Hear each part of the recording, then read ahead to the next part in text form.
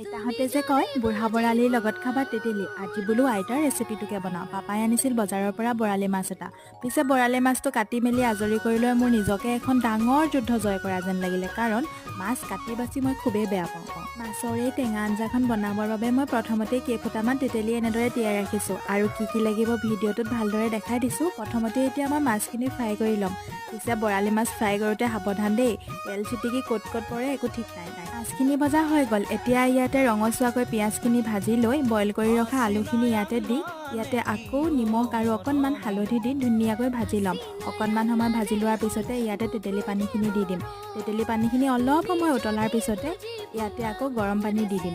মাছৰ জোলখিনিত যেতিয়া ভালদৰে উতল আহিব তেতিয়া ইয়াতে দিম অকণমান ৰঙা জলকীয়াৰ গুড়ি আৰু অকণমান ধনিয়াৰ পাত। মই পিছে ৰচুন আদাৰ পেষ্ট অকণমানো দিছিলোঁ, ভিডিঅ'টোহে পিছে কৰা নহ'ল। আপোনালোকেও তেতেলী আৰু বৰালিৰ এনেদৰে জুতি ল'বচোন, খাবলৈ বহুত ভাল লাগে সঁচাকৈ।